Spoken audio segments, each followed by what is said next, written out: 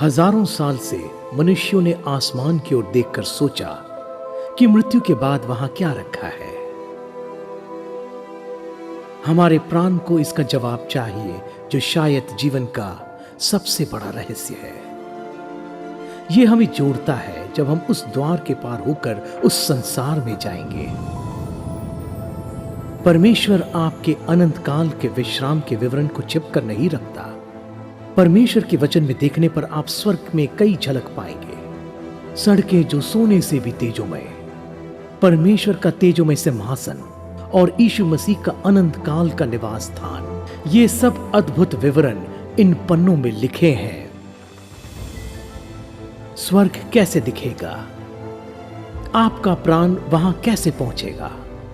और वहां पहुंचने के बाद क्या आप अपने प्रियजनों से फिर मिल पाएंगे?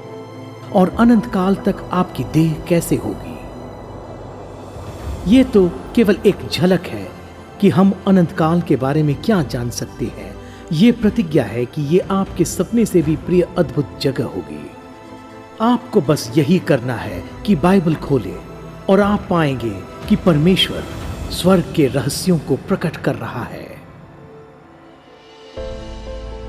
अब यह है आपका होस्ट और बाइबल शिक्षक डॉक्टर डेविड जर्माया। यदि हम संसार के इतिहास को एक फिल्म में डालकर उल्टा चलाए, कुछ साल पहले पीछे चले जाएं, तो हम संसार के राष्ट्रों को फिर से नया बना सकते हैं। मेरा मतलब, शायद हम पृथ्वी की बेहतर देखभाल कर पाएंगे जिसे परमेश्वर ने बनाया है। खैर, हम भूतकाल तो नहीं बदल सकते, लेकिन आज निश्चय ही अच्छे भंडारी हो सकते हैं। एक और बात जो हम कर सकते हैं, हम नए स्वर्ग और पृथ्वी की राह देख सकते हैं जिसे परमेश्वर ने बनाने की प्रतिज्ञा की। आज के संदेश के लिए यही शीर्षक है, नया स्वर्ग और नई पृथ्वी। शायद आपको आश्चर्य हो कि बाइबल इस विषय में क्या प्रकट करती है कि इस ग्रह का क्या होने वाला है अनंत काल शुरू होने से पहले। इसलिए साथ में अध्ययन करने के लिए हमारे साथ जुड़ जाएं, यहीं पर टर्निंग पॉइंट के आज के एपिसोड में। हर एक स्त्री और पुरुष के हृदय में इस पृथ्वी पर स्वर्ण युग के लिए एक इच्छा तो होती ही है। ये ऐसा है जैसे कि हम सब जानते हैं कि हमारा स्वर्ग अदन की वाटिका में खो गया है और हम उसे वापस पाने की भूख रखते हैं। हम इसे वापस चाहते। हमारे युग के इतिहास के दौरान ये आशा समय समय पर उभरती रहती है, युग के पूर्वानुमान के साथ, जब पृथ्वी एकमात्र टुकड़ा होगी और आराम करेगी और हम स्वर्ग युग का अनुभव करेंगे। ये वास्तव में ऐसी बात जिसे स्वयं प्रभु ने हमें प्रार्थना करना सिखाया जब उसने प्रभु की प्रार्थना सिखाई। जब आप प्रभु की प्रार्थना करते हैं, कहते हैं, तेरा राज्य पृथ्वी पर आए जैसे स्वर्ग में है, इसी बात के लिए हम लोग ये प्रार्थना करते जाते हैं कि स्वर्ग की स्थिति अंत में इस पृथ्वी पर भी पाई जाए। अब आप में से जो लोग थियोलॉजी जानते हैं, आप जानते हैं कि जब तक कि मृत्यु इस पृथ्वी पर राज्य करते चली जाती है, परंतु एक आशा है, हर एक दिल में है। ये परमेश्वर के लोगों के लिए उचित अपेक्षा है। ये प्रभु की प्रार्थना में है और हमें परमेश्वर की आत्मा के द्वारा ये प्रार्थना करना सिखाया गया है। और इब्रानियों के लेखक के दिमाग में यही था जब वो कुछ लोगों का वर्णन कर रहा था जिन्होंने बहुत दुख उठाया और वे उस दुख से बाहर निकलने की कल्पना कर रहे थे, क्योंकि उनके पास एक आशा थी। ये कहता है, जो ऐसी बातें करते हैं वे प्रकट करते हैं कि स्वदेश की खोज में हैं, पर वे एक उत्तम अर्थात स्वर्गीय देश के अभिलाषी हैं, उसमें आशा रखते हैं। और वो आशा तो उनके लिए बड़ा लंगर है जो बड़े दुख के समय से उन्हें निकालता है। चाहे हम इसे जाने या न जाने, भाइयों और बहनों, हम अदन की वाटिका की लालसा करते हैं। हर एक प्राणी जो हमारे पूर्वजों ने आनंद उठाया उसकी इच्छा करते हैं। हम एक पूर्ण और सुंदर पृथ्वी की इच्छा रखते हैं। हम चाहते हैं कि सब कुछ पहले जैसे हो जाए। इसके लिए हम खुद को रोक नहीं सकते। ये तो मानवीय सॉफ्टवेयर में पहले से ही फिट किया गया है। ये सपना पवित्र शास्त्र के बहुत से वचनों में हम बहुत प्रकट रूप में देखते हैं, दोनों यानी पुराने और नए नियम में। इसलिए सबसे पहले मैं नए स्वर्ग और नई पृथ्वी की प्रतिज्ञा की ओर जाना चाहता हूं, और ये है नंबर 1 यानी नया आकाश और नई पृथ्वी की प्रतिज्ञा। यदि आप बाइबल ध्यान से पढ़े तो आप पाएंगे कि वचन के अंदर में कई बार छोटी प्रतिज्ञाएं इस विषय के बारे में बताती है कि क्या होने वाला है। उदाहरण के लिए यशायाह अध्याय 67 वचन 22 में हम पढ़ते हैं कि क्योंकि जिस प्रकार नया आकाश और नई पृथ्वी जो मैं बनाने पर हूं मेरे सम्मुख बनी रहेगी, यहोवा की वाणी है।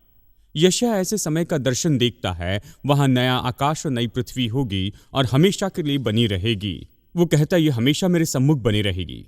आगे यशायाह ये भी कहता है नए आकाश और नई पृथ्वी बहुत ही अद्भुत होंगे, वे पूर्णतः बहुत ही सुंदर होंगे जो हमें भूलने के बाध्य कर देंगे जो आज हम इस पृथ्वी को देख रहे हैं।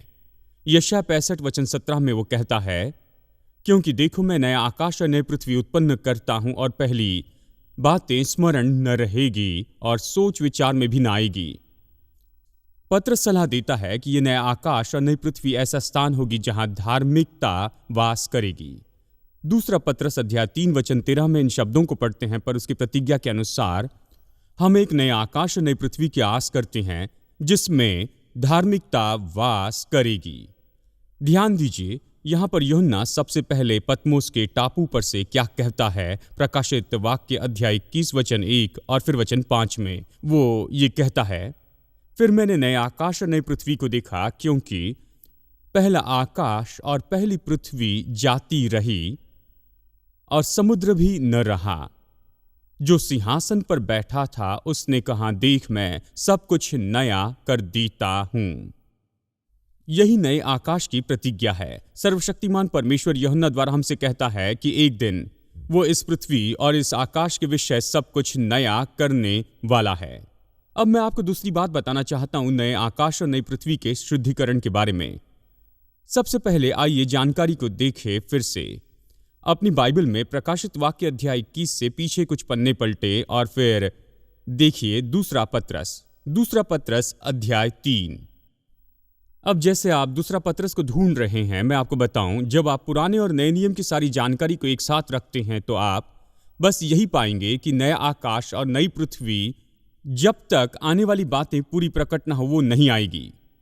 सबसे पहले वहां महाक्लेश का समय होगा 7 साल। उसके अंत में एक बड़ा युद्ध होगा जिसे हर्मगदोन का युद्ध कहते हैं, और फिर इसके बाद में 1000 वर्ष का काल शुरू होगा जिसे मिलेनियम कहते हैं, और इसके बारे में मैं आपको अगले हफ्ते सिखाऊंगा। 1000 वर्ष के अंत में वहां पर अंत में बलवा होगा और शैतान आग की झील में डाला जाएगा। बड़े श्वेत सिंहासन का न्याय किया जाएगा और वे सब जिन्होंने पूर्ण इतिहास के दौरान मसीहा का इनकार किया है वे बड़े श्वेत सिंहासन के न्याय के सामने आएंगे और ये शब्द सुनेंगे, मुझसे दूर हो जाओ, मैं तुम्हें नहीं जानता। और पृथ्वी की सारी बुराई का न्याय किया जाएगा और आग की झील में डाला जाएगा। और तुरंत उसके बाद यूहन्ना अध्याय 21 में कहता है, सर्वशक्तिमान परमेश्वर पृथ्वी को शुद्ध करने वाला है। देखिए क्या होता है, सर्वशक्तिमान परमेश्वर कुछ करने वाला है जिसके विषय सीखने में अधिकांश लोग चकित होते हैं। दूसरा पत्रस 3:10 कहता है, परंतु प्रभु का दिन चोर के समान आ जाएगा। उस दिन आकाश बड़ी हड़हड़ाहट के शब्द से जाता रहेगा और तत्व बहुत ही तप्त होकर पिघल जाएंगे और पृथ्वी और उस पर के काम जल जाएंगे, जिसके कारण आकाश आग से पिघल जाएगा और आकाश के गण बहुत ही तप्त होकर गल जाएंगे। पवित्र शास्त्र के अनुसार ऐसा होने वाला है। तुरंत 1000 वर्ष के बाद में, इस पृथ्वी पर मसीह के 1000 वर्ष के राज्य के बाद में, सर्वशक्तिमान परमेश्वर पृथ्वी पर शुद्धिकरण का काम करने वाला है, जैसे आज हम देखते हैं। अब बाइबल क्या कहती है जब ये कहती है आकाश और पृथ्वी टल जाएंगे? जितना हो सके मुझे याद है, मैंने विश्वास किया कि ये पृथ्वी और आकाश जो चारों ओर है ये मिटा दिए जाएंगे, पूरी तरह नष्ट होंगे। दूसरे शब्दों में परमेश्वर इस संसार को छोड़ देगा और शुरू से सब कुछ बिल्कुल नया बनाएगा। अब मैं जान गया कि मैं अपनी समझ में पूरी तरह से गलत था और ऐसे बहुत से लोग भी गलत थे। मैंने ये जाना। बहुत से शिक्षकों के द्वारा मैं सांत्वना पाता हूं जिनके पास मेरी जैसे विचार शक्ति है। उन बातों पर विश्वास करने का अंगीकार करके मैंने खोज किया कि उन्होंने बाइबल का अध्ययन किया वो सच नहीं। एक भाई जिन्होंने इस विषय का बहुत ही गहराई से अच्छा अध्ययन किया है और इस पर एक बहुत ही अद्भुत किताब लिखी है, रैंडी एल्कॉन ने अपनी किताब में इस तरह से कहा, इसे सुनिए। कई साल तक बाइबल के विद्यार्थी और बाद में पास्टर के रूप में मैंने कभी नहीं सोचा कि ये नवीनीकरण या नया बनाया जाएगा। इसके बजाय मैंने विश्वास किया प्रभु पृथ्वी को नाश करेगा और मूल रचना और योजना के अंदर यही है और फिर से शुरू करेगा। लेकिन केवल पिछले 15 साल में मेरी जो आंखें हैं वो खुल गई और मैंने ये जाना जो कुछ पवित्र शास्त्र में इसके विषय में कहा। अब आइए फिर से एक बार पत्रस में जाकर हम देखते हैं। ध्यान दीजिए उसने क्या कहा, पृथ्वी और उस पर के काम जल जाएंगे और आकाश के गण बहुत ही तप्त होकर गल जाएंगे। ये शब्द जल जाएंगे पवित्र शास्त्र के वचन में इस तरह से प्रकट नहीं होता है जैसे पूर्व ग्रीक हस्तलेख में। अगर आपके पास में न्यू इंटरनेशनल वर्जन है तो इस तरह से यह इसका अनुवाद करता है कि खुला छोड़ दिया जाएगा। लेख में मूल शब्द आया है छोड़ देने के विचार से सूचित करता है या प्रदर्शन के लिए खुला छोड़ देना। दूसरे शब्द में पतरस पृथ्वी को नाश करने के विषय नहीं कह रहा है बल्कि पृथ्वी को शुद्ध करने के विषय में। इस वचन में दूसरा मुख्य शब्द है नया। वो नया बनाने जा रहा है, मतलब तरोताजा करेगा। वो नया बनाने जा रहा है, इसका मतलब है वो सारे पुराने भ्रष्टाचार से शुद्ध करने वाला है। अब यदि इस वचन को समझने में थोड़ा सा परेशानी है, जैसे यह हमेशा प्रस्तुत होता है, मैं विश्वास करता हूं कि मैंने इसे जाना और निश्चित करना चाहता था कि मैं अकेला ही नहीं जिसने इसे समझ लिया है। जानते हैं, यदि आप एकमात्र हैं जो बाइबल से कुछ विश्वास करते हैं, अच्छा है कि इसके बारे में किसी को न बताए। यदि ये नया है तो सत्य नहीं, ठीक है?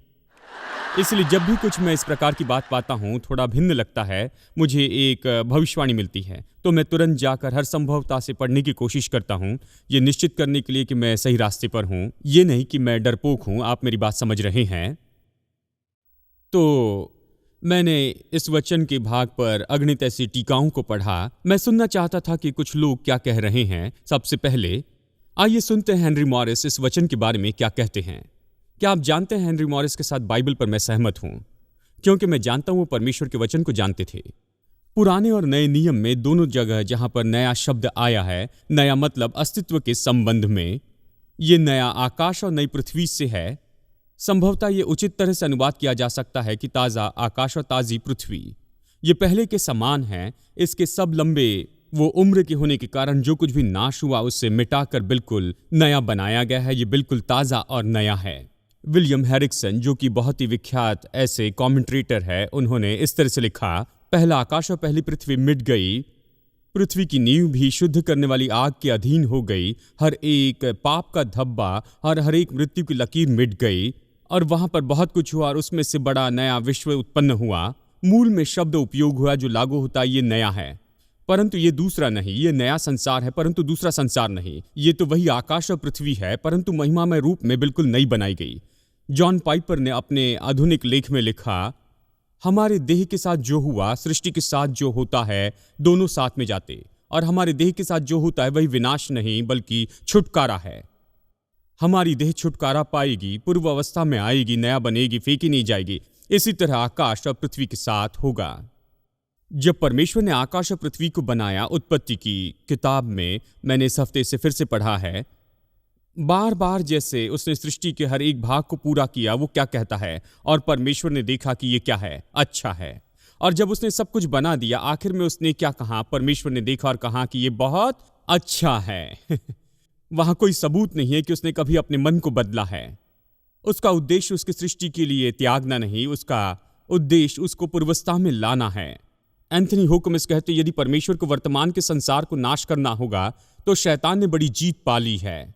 शैतान ने सफलता पाली है, बहुत ही प्रभावशाली ढंग से वर्तमान के संसार को भ्रष्ट बनाया ताकि परमेश्वर कुछ नहीं कर सकता है, बस उसे मिटा सकता है। परंतु शैतान इस लड़ाई को नहीं जीतता है, बल्कि इसके विरुद्ध शैतान दृढ़ता से पराजित किया जाता है, और परमेश्वर उस पराजय के हर एक पहलू को प्रकट करता है जब वो इस पृथ्वी को नया बनाएगा। जिस बात पर शैतान मनुष्य जाति को धोखा देता है, और अंत में वो इसमें से शैतान के सभी षड्यंत्र को नाश करेगा। रैंडी अल्कॉन लिखते हैं, परमेश्वर अपने हाथों की रचना को ऐसे फेंक कर फिर से शुरू नहीं करता है, बल्कि वो उसी कैनवास का उपयोग करता है और उस चित्र को मरम्मत करके उसे और भी अधिक सुंदर बनाता है जिस पर शैतान ने निशान लगाए। शैतान को उसके उत्तम रचना को नाश करने की संतुष्टि नहीं मिलती है, लेकिन इसके विपरीत परमेश्वर उससे भी उत्कृष्ट रचना बनाता है जिसको शैतान नाश करना चाहता था। क्या आप मेरे साथ हैं? क्या हम एक साथ हैं? ठीक है, हमने जानकारी और अनुवाद के विषय बातें की। अब मैं आपको एक उदाहरण के बारे में बताना चाहता हूं, और ये उदाहरण तो बस बाइबल से है, दूसरे पत्रस के उसी वचन से। इसलिए दूसरे पत्रस के इस वचन को थाम ले, और मैं चाहता हूं कि आप देखें। यह आपको मदद करेगा कि आप समझे कि ये वास्तव में कितना सही अनुवाद है। मेरे साथ दूसरे पत्रस में से पढ़िए, अध्याय 3 वचन 5 से वचन 7 तक। दूसरा पत्रस अध्याय 3 वचन 5 से 7 तक। ये जल प्रलय के समय के विषय में है, नूह के समय के दौरान। क्या आपको याद है? दूसरा पत्रस अध्याय 3 वचन 5, तो वो जानबूझकर ये भूल गए कि परमेश्वर के वचन के द्वारा आकाश प्राचीन काल से विद्यमान है और पृथ्वी भी जल में से बनी और जल में स्थिर है और उसके द्वारा वो जगत नष्ट हो गया जल में डूबकर। पर वर्तमान काल में आकाश और पृथ्वी उसी वचन के द्वारा इसलिए रखे गए हैं कि जलाए जाएं और ये भक्तिहीन मनुष्यों के न्याय और नष्ट होने के दिन तक रखे रहेंगे। अब यहाँ पर ये नया आकाश और नई पृथ्वी के संबंध में क्या कहता है, इसे गौर से सुनिए, क्योंकि ये चाबी है। पत्रस हमें आग के बारे में बताता है पानी के विषय बताने के द्वारा। आकाश और पृथ्वी के अंतिम शुद्धिकरण को समझने में वो मदद करता है पृथ्वी के शुद्धिकरण के वर्णन के द्वारा जो नूह के दिन में हुआ था। अब मैं आपको कुछ प्रश्न पूछना चाहता हूं। क्या नूह के समय में जल प्रलय में पृथ्वी मिट गई थी? क्या ऐसा हुआ? जल प्रलय निश्चित रूप में विनाशकारी और तबाह करने वाला था, परंतु इसने संसार को मिटा नहीं दिया। परमेश्वर ने नूह और उसके परिवार को सुरक्षित रखा ताकि वे फिर से संसार को बसा सके जो उनके लिए तैयार किया गया था जल प्रलय के द्वारा शुद्ध और स्वच्छ करने के द्वारा। उसी तरह से परमेश्वर वर्तमान पृथ्वी को अस्तित्व से नहीं दूर करेगा, मिटा नहीं देगा। आग के द्वारा जो युग के अंत में आएगी, जो पानी ने किया उससे अधिक संसार पर आग के द्वारा शुद्धिकरण का प्रभाव होगा, परंतु ये संसार को नष्ट नहीं करेगा। और जैसे नूह और उसका परिवार जहाज में सुरक्षित रहे थे, वैसे ही परमेश्वर के लोग भी नए यरूशलेम में बचाए जाएंगे, जिसको हमने हाल ही में खोजा है। अब ये पृथ्वी पर नहीं, परंतु ये पृथ्वी के ऊपर लटकता है। हम सुरक्षित रहेंगे, वो हमारा जहाज होगा पृथ्वी के शुद्धिकरण के दौरान। हमारे पास नए आकाश और पृथ्वी की प्रतिज्ञा है, हमारे पास नए आकाश और पृथ्वी का शुद्धिकरण है। और आपको तीसरी बात बताना चाहता हूं, नया आकाश और नए पृथ्वी के सिद्धांत वो वास्तव में आपको चौंका देने वाले सिद्धांत होंगे। मैं आपको बताऊं ये सब कुछ कैसे होगा। जब ये नया आकाश और नई पृथ्वी समाप्त होंगे और परमेश्वर इन्हें शुद्ध करता है, और ये फिर से वही पृथ्वी है और फिर से वही आकाश है, परंतु ये शुद्ध हुआ और ताजा हुआ है और सारे पाप के धब्बे चले गए और सारी मृत्यु की लकीरें चली गई हैं और सारी बीमारी के चिन्ह चले गए हैं, तो फिर संसार कैसे होगा? ठीक है, वापस मेरे साथ प्रकाशित वाक्य 21:1 में चलिए। मैं आपको बताना चाहता हूं, और शायद ये कुछ लोगों को चौंका दे, शायद कुछ लोगों को निराश करे, परंतु मैं आशा करता हूं आप इसे जानेंगे। प्रकाशित वाक्य 21:1 कहता है, फिर मैंने नया आकाश और नई पृथ्वी को देखा, क्योंकि पहला आकाश और पहली पृथ्वी जाती रही और समुद्र भी न रहा। हम सब यहां कैलिफोर्निया में समुद्र के पास रहने के लिए आए हैं, और आप खड़े होकर यह कह रहे हैं कि हमें यहां पर कुछ भी नहीं मिलने वाला है, क्योंकि जब परमेश्वर स्थान को तैयार करेगा तो समुद्र मिटा देगा। ऐसा ही ये कहता है, वहां समुद्र नहीं रहा। इसका कौन सा भाग नहीं समझ पा रहे हैं? प्रेरित यूहन्ना कहता है वहां समुद्र नहीं रहा। अब ध्यान से सुनिए, इस पृथ्वी का 3/4 भाग पानी के नीचे है। नया संसार बिना समुद्र के निश्चित ही नया होगा। उसके सृष्टि के बड़े ज्ञान से फिर एक बार डॉक्टर हेनरी मॉरिस प्रेरित के वाक्य के स्वभाव को स्पष्ट करते हैं। इसे गौर से सुनिए। ये शब्द वास्तव में हेनरी मॉरिस के हैं। नई पृथ्वी में किसी समुद्र की जरूरत नहीं है। वर्तमान समुद्र आवश्यक है, बुनियादी रूप में जरूरी है हाइड्रोलॉजिकल चक्र के संरक्षण के लिए। नई पृथ्वी में सभी स्त्री और पुरुष जो वहां पर रहेंगे, उनके पास उनकी महिमा में देह होगी, जिन्हें पानी की कोई आवश्यकता नहीं होगी। उनकी पुनरुत्थित देह की रचना प्रभु यीशु की देह के समान होगी, मांस और हड्डी के रूप में, और उसी तरह से लहू की कोई आवश्यकता नहीं है। शुद्ध होकर सेवा करने के लिए और देह के मांस को पुनः प्राप्त करने के लिए, जैसे कि वर्तमान में है। और इस संबंध में कहता है, पृथ्वी पर पानी की बड़ी जरूरत दूर करता है। लहू 90% पानी और वर्तमान में मानवीय देह 65% पानी की है। दूसरे शब्दों में, जिस तरह हम उस रूप में जिएंगे नए संसार में, ये तो पूरी तरह इस संसार से अलग ही होगा। आप कहेंगे, मैं कैसे बिना समुद्र के संसार की कल्पना कर सकता हूं जो सुंदर होगा? भूल मत जाइए कि नए यरूशलेम में वहां एक नदी है जो परमेश्वर के सिंहासन से बहती है, और ये एक महान नदी है जो सारे प्रदेश में बहती है। इसका पानी ताजा है, खारा नहीं। देखिए, नमक जो है वो बचाकर रखता है, सड़ने की क्रिया को रोकता है, परंतु नए आकाश और नई पृथ्वी में कोई सड़ना नहीं है, वहां नमक की जरूरत नहीं। और ताजा पानी पूरे संसार में बहते चली जाएगा। और आप कल्पना नहीं कर सकते कि वहां पर बड़े पेड़ होंगे, वो तो नदी के किनारे पर वहां पर बढ़ते चले जाएंगे। हर एक महीने में बिल्कुल अलग अलग फल उस पर लगेंगे, जिन्हें आप तोड़कर खा सकते हैं। और उसके पत्ते में एक विशेष जीवन प्रदान होता है जिसके बारे में अब तक हमने नहीं जाना है। जब वो पृथ्वी को पुनः बनाएगा, ताजा करेगा, तो देखिए वो क्या करता है। दूसरी बात, श्राप जो है वो उल्टे किए जाएंगे। प्रकाशित वाक्य अध्याय 22 वचन 3 में देखिए। प्रकाशित वाक्य अध्याय 22 वचन 3, फिर श्राप न होगा और परमेश्वर और मेमने का सिंहासन उस नगर में होगा और उसके दास उसकी सेवा करेंगे। अब श्राप क्या है? ये वो नहीं जो आप प्रति हफ्ते अपने दफ्तर में सुनते हैं। ये सड़क की भाषा भी नहीं है। श्राप ये एक निश्चित घटना है जो आपके स्मरण में बनी रहती है। अदन की वाटिका में क्योंकि मनुष्य ने परमेश्वर की आज्ञा का उल्लंघन किया, परमेश्वर ने पृथ्वी को श्रापित किया। चलिए मैं आपको याद दिला दूं, मेरे साथ उत्पत्ति अध्याय 3 में वापस चलिए। उत्पत्ति अध्याय 3 वचन 17 से आगे यहां श्राप है। और आदम से उसने कहा, तूने जो अपनी पत्नी की बात सुनी और जिस वृक्ष के फल के विषय मैंने तुझे आज्ञा दी थी कि तू उसे न खाना, उसको तूने खाया, इसलिए भूमि तेरे कारण श्रापित है। तू उसकी उपज जीवन भर दुख के साथ खाया करेगा और वो तेरे लिए कांटे उठकटरे उगाएगी और तू खेती की उपज खाएगा और अपने माथे के पसीने की रोटी खाया करेगा और अंत में मिट्टी में मिल जाएगा, क्योंकि तू उसी से निकाला गया है। तू मिट्टी तो है और मिट्टी में फिर मिल जाएगा। ये श्राप है मृत्यु और सड़ने का। अब बाइबल ये कहती है, जब हम नए आकाश और नए पृथ्वी में जाते हैं वहां श्राप नहीं होगा, श्राप उल्टा हो जाएगा। मनुष्य के पतन और पाप के कारण इस सृष्टि पर श्राप बोला गया था और परमेश्वर ने अपने पुत्र को संसार में भेजा ताकि वो पाप के परिणाम से सृष्टि को छुड़ाए। और मसीह का काम केवल ये नहीं कि लहू से खरीदे हुए लोगों को बस उद्धार देते रहे। मसीह का काम इससे कम नहीं कि उस सारी सृष्टि को पाप के प्रभाव से छुटकारा दे। और ये उद्देश्य जो है ये तब तक पूरा नहीं होगा जब तक परमेश्वर नए आकाश और नई पृथ्वी को निश्चित न करे, जब तक कि स्वर्ग खो जाए और स्वर्ग को फिर से प्राप्त किया जाए। अंत में तीसरी बात, न केवल समुद्र का निकल जाना और श्राप का उल्टा होना, परंतु नंबर 3, सब बातों को फिर से पुनर्गठन करना। इफिसियों 1:10 इस प्रकार बताता है कि समयों के पूरे होने का ऐसा प्रबंध हो, अंत में समय में परमेश्वर सब कुछ मसीह में एकत्र करने पाए, मसीह में सब कुछ जमा कर ले। अब इसे देखिए कि जो कुछ आकाश में है और जो कुछ पृथ्वी पर उसमें है, परमेश्वर की योजना उसमें है कि जो कुछ आकाश और पृथ्वी पर है और सब कुछ उसमें अर्थात मसीह में एकत्र करे। आज वहां आकाश और पृथ्वी के बीच में बड़ा अलगाव है, परंतु पौलुस जब इस शब्द सब बातों का उपयोग करता है वो बहुत ही सम्मिलित होता है। कुछ भी छूटा नहीं है। मसीह स्वर्ग को पृथ्वी पर और पृथ्वी को स्वर्ग के जैसे बनाएगा और वो सब जो आकाश और पृथ्वी को अलग करता है हमेशा के लिए नष्ट किया जाएगा। वहां केवल एक ही विश्व रहेगा और सारी बातें आकाश में और पृथ्वी पर यीशु मसीह की प्रधानता में एकत्र में हो जाएगी। परमेश्वर के गृह में वहां आत्मिक और भौतिक संसार में कोई दूरी नहीं रहेगी।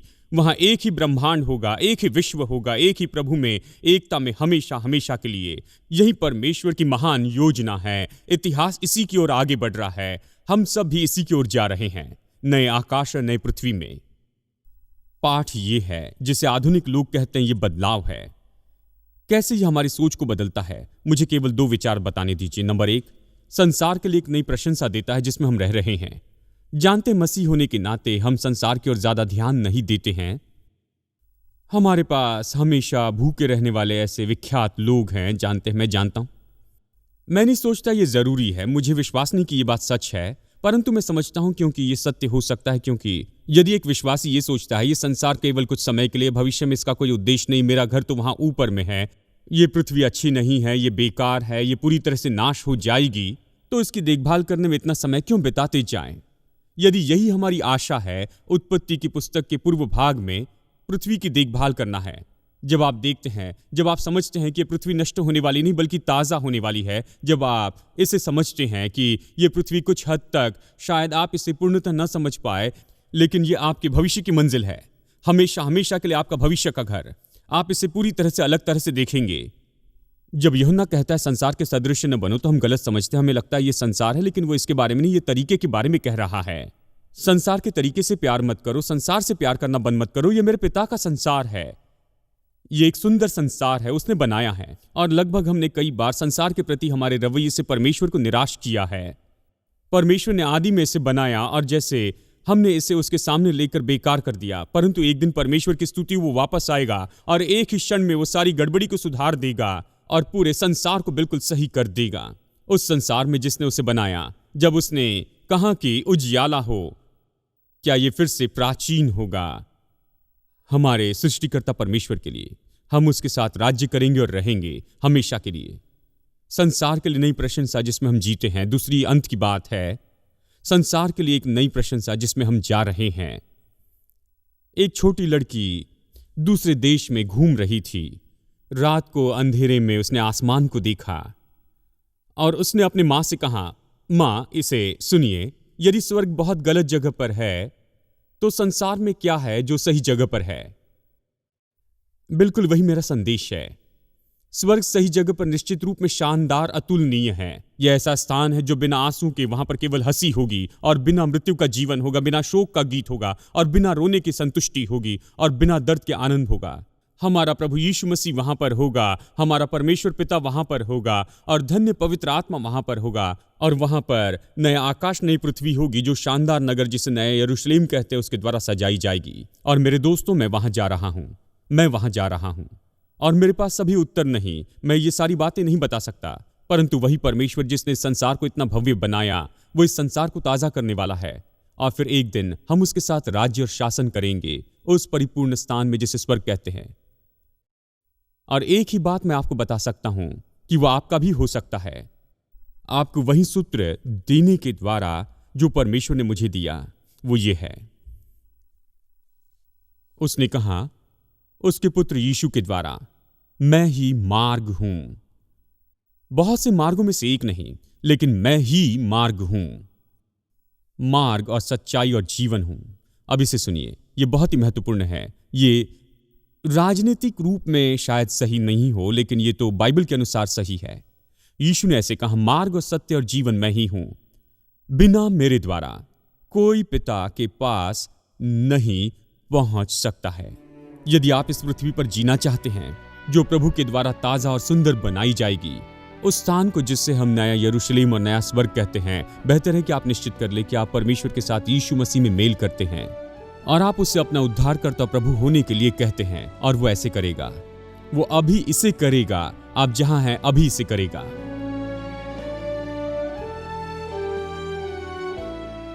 आज टर्निंग पॉइंट में मेरे साथ में जुड़ने के लिए धन्यवाद। हम प्रभु के वचन का जितना अध्ययन करेंगे उतना ही हम समझेंगे कि हमारा प्रेमी प्रभु हमारे साथ व्यक्तिगत संगति करना चाहता है।